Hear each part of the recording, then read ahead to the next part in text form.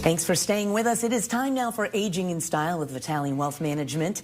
We know consumer spending is an all-time high, and so is debt. So we're going to talk about some practical financial tips and planning ideas to make your upcoming Christmas or holiday season more joyful and really less stressful financially. And joining us now is President and owner Joe Vitale. We appreciate you being here. We always want to point people to that QR code there on your screen. That will get you Joe's newsletter, Financial Vitals, all of the latest in market trends and financial news. You just scan that code with your camera app to get access. And we want to start with today's topic. You know, a lot of people are giving monetary Christmas gifts.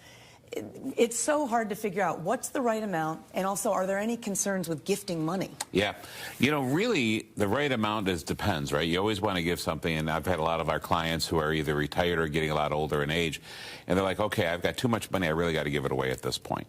That's an issue with gifting if it becomes Medicaid planning, where all of a sudden if a long-term care issue happens and now they go into assisted living or nursing issue, they could say, well, I was just giving normal gifts. Normal gifts are one thing, but if they become way too much, then it could be an issue for Medicaid planning.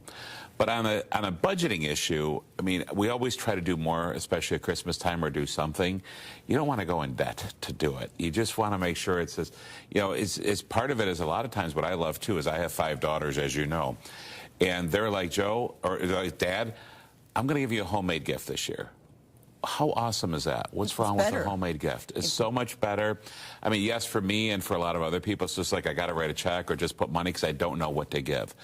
But if you do have talents or you do have, you know, those abilities to do that, what an awesome gift idea. No, I agree. I agree. Now, a lot of people are going to be visiting aging senior citizens, elderly loved ones during the holidays. Are there any signs we need to really look for, and this is interesting, that could help us maybe recognize that maybe they need a little extra help, and then what do we do about it? We've seen this over the years. For many years, we've done so many veterans benefits, Medicaid planning, and a lot of times, a lot of our clients would say, hey, you know, Joe, I went to see my mom, and the lights were all off, and she was just sitting there.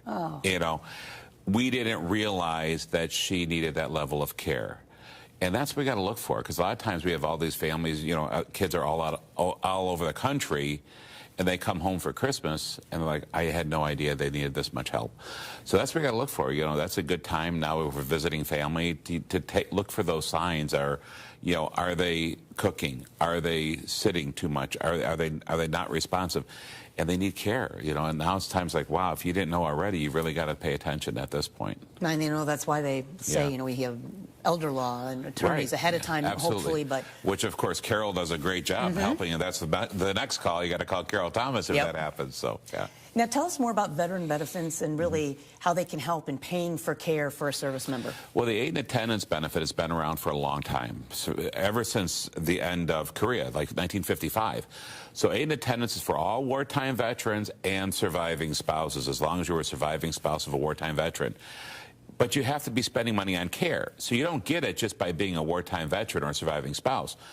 But if you served, and you didn't have to be on the battle lines, but you had to be active. So during Vietnam, during Korea, you had to be active, 64 to 75, 51 to 55, and then Persian Gulf, 1990 to present day. But you really don't need it once you actually go to assisted living or get home care. You have to spend your income on care in order to get that benefit. It's anywhere between, you know, $1,400 to $3,500 a month, tax-free. Wow. So it's a great benefit, but it's meant as a reimbursement. And it's meant as for money when money runs out. That is, you could have about 150, 160,000, but that's it. Anything over than that, there's nothing you can do. There's no planning you can do.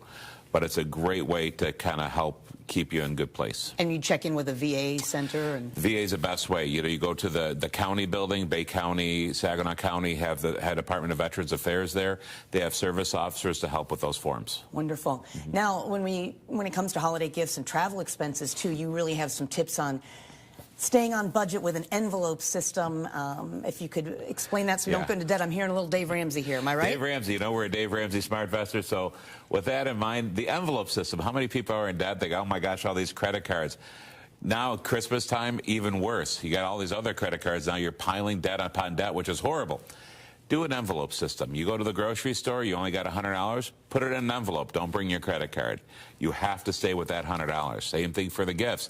You itemize how much you need for each gift you have to buy, put it in an envelope, and you go to the store with that.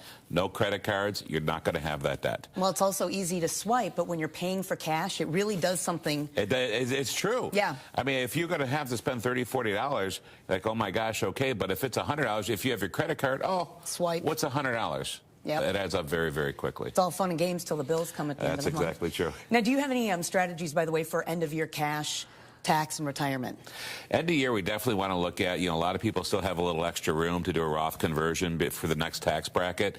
If you have that room for Roth conversion, now's the time. We keep saying get it in before it's done. And a lot of people, again, if you have the ability to fund a Roth, if you're still working and you do have extra cash, get it done. There's a lot of great new tax codes that are coming into play right now. 65 and over is getting that $6,000 tax credit. A lot of great things happening right now. So we definitely want to take advantage of it and make sure that we're maximizing our tax brackets and making sure we take all the write-offs we can right now. And this doesn't have to be lengthy appointments. I mean, this can be done. You just need to get a professional and get it done. Absolutely. I mean, even just a quick call and I could say, hey, listen, here's what you should do or here's what you shouldn't do, or we need to meet. We really got to look into this a little bit better. Perfect. All right. Well, we appreciate it, Joe. We always learn so much. My pleasure. And before we go again, don't forget to get those market updates and more. All of his valuable advice. You can get that newsletter, Financial Vitals. And also, if you want more information or how to get in touch with him, you can go over to Hot Links. It's right at the top of our homepage there at WNEM.com. We have that Aging in Style page as well where you'll get that information. Thank you. Thank you.